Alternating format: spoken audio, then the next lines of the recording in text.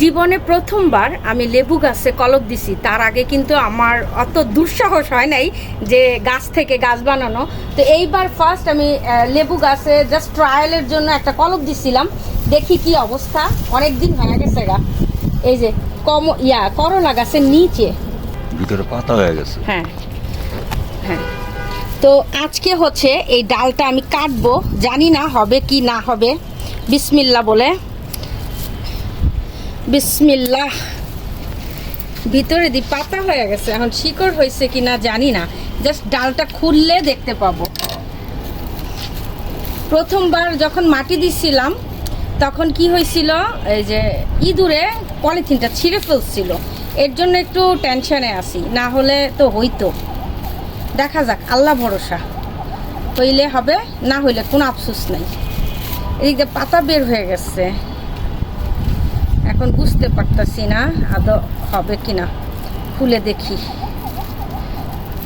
বিসমিল্লাহ। আমি জানি না শিকড় আসছে কিনা, তবে ভিতরে তো পাতা দেখা যাইতেছে। হ্যাঁ, আলহামদুলিল্লাহ আলহামদুলিল্লাহ, শিকড় আসছে ফাইনালি। আমি সাকসেস। লেবু গাছটা দিয়ে আমি ট্রাই করছিলাম, তো যাই হোক, আল্লাহ, মানুষ চেষ্টা করলে সব পারে।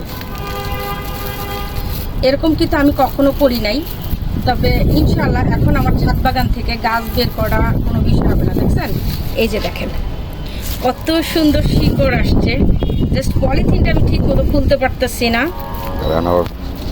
এই যে ফাইনালি আমি এটা খুলতেছি।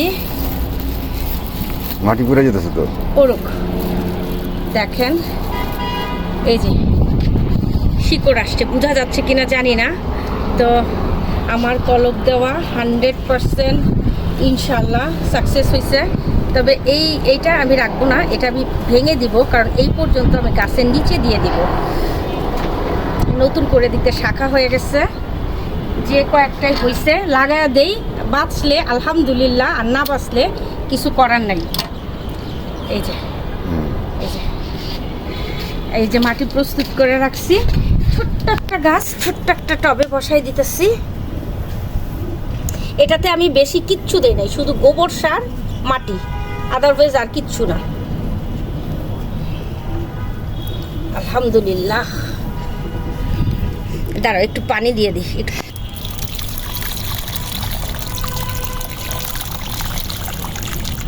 এই যে আমি চারাটা লাগাইছি, এটা কিন্তু আমি এখন রোদ্রে রাখবো না, এটা টোটালি আমি হচ্ছে ছায়াযুক্ত স্থানে রাখবো, যাতে করে, কারণ মাত্র তো গাছের থেকে করছি, ডালটা পারছি, তো এখন এটা রোদ্রে রাখলে শুকায় যাবে। একটা লেবু আছে, লেবুটা কাটবো না, থাক। ওই ঝুইলা জাস্ট পানি বেশি ভরে গেছে গা, পানিটা ফেলায় দাও, না খেয়ে ফেলবে, নিচে তো এখনো যায় নাই পানিটা, মাটি খেয়ে ফেলবে। মাটি রোদ্রে রাখা যাবে না, তো আমার বাগানে ছায়াযুক্ত স্থান কোথায় আছে সেটা খুঁজে রেখে দিব। চলেন এটাকে রেখে আসি। না না না না, এখানে বাচ্চারা পাড়া দিয়ে দেয়, একদম ভিতরে রাখবো। আসো।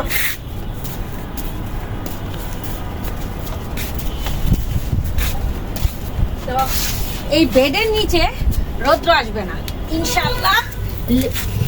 এই যে একদম ছায়াযুক্ত স্থানে রাখছি। কালকে হালকা পাতলা একটু রোদ্রে দিব, যেন বিকালে রোদ্রটা জাস্ট একটু পায়, তার বাইরে কিন্তু দিব না, হয়তো অন্ধকারে দেখা যাচ্ছে না।